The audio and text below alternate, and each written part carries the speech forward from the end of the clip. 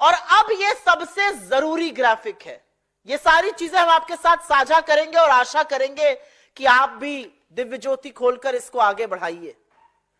यह ग्राफिक सबसे जरूरी ग्राफिक है, क्योंकि हो सकता है आप नरेंद्र मोदी जी से रुपए पर चर्चा करिए या निर्मला जी से, तो वो नेहरू जी पर इसका दोषारोपण करने लगे कि नेहरू जी नहीं संभालने दे रहे रुपया। जब अंग्रेज ये देश छोड़कर गए तो रुपए और डॉलर की कीमत 3 रुपए 31 पैसे का $1 था, 3 रुपए 31 पैसे का। और ये ग्राफ मेरे पीछे आपको दिखाता है कि कितना किस प्रधानमंत्री ने रुपए की गिरावट में कंट्रीब्यूट किया। वो 3.3187 पर कैसे पहुंचा, वो जो 83-84 रुपए की गिरावट है उसमें किस प्रधानमंत्री ने कितना कंट्रीब्यूट किया, ये डेटा आपके सामने है। यहां पर नेहरू जी ने टोटल गिरावट में 2% की हिस्सेदारी दी। शास्त्री जी के दौर में रुपए का मूल्य सेम रहा तो उसको हमने यहां नहीं लिया है। इंदिरा जी जब पहली बार प्रधानमंत्री बनी 67 से 77 के बीच में, 67 से 77, तो रुपए में जो पूरा कंट्रीब्यूशन उनका रुपए की गिरावट में था वो 5% का था।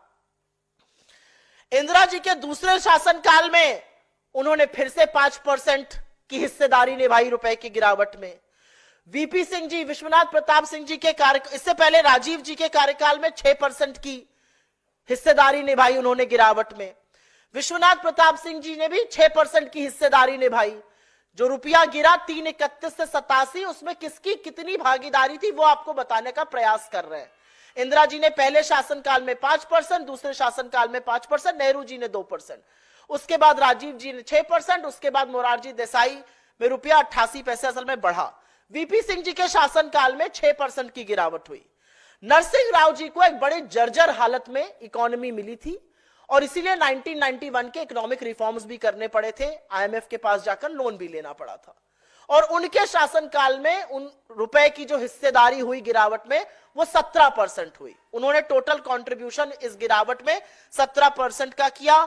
उसके बाद अटल जी ने 6 साल में रुपए को 45 के पार पहुंचाया और उनको 11% का श्रेय जाता है। फिर डॉक्टर साहब आए और डॉक्टर साहब को 2004 में रुपया 45 पे मिला, 2007 में वो रुपए को 41 पर ले आए थे। 2008 की global financial crisis, economic depression के बावजूद हमारी करेंसी गिरकर सिर्फ 48 तक गई थी।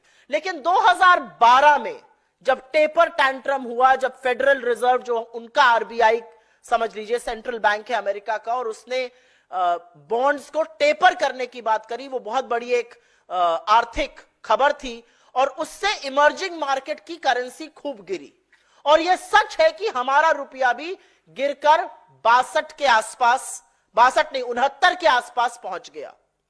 लेकिन 4 महीने के अंदर 69 से खींचकर हम रुपए को वापस 58 पर लेकर आए। जीडीपी ग्रोथ 5.1% हो गई थी, उसको 6.9% पे लाए।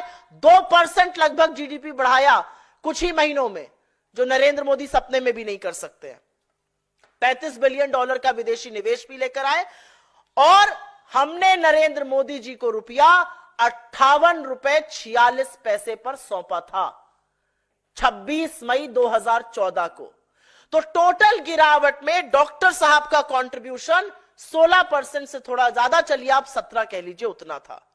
लेकिन यहां होती है असल कहानी शुरू, क्योंकि दुनिया के महान अर्थशास्त्री, हर चीज के विशेषज्ञ और तूफानी स्पेशलिस्ट नरेंद्र मोदी जी की एंट्री होती है। और उन्होंने टोटल गिरावट में अभी तक 34% का कंट्रीब्यूशन किया है। टोटल गिरावट में 34% का कंट्रीब्यूशन, और अपने कार्यकाल में रुपए को 50% से ज्यादा गिरा दिया नरेंद्र मोदी जी ने।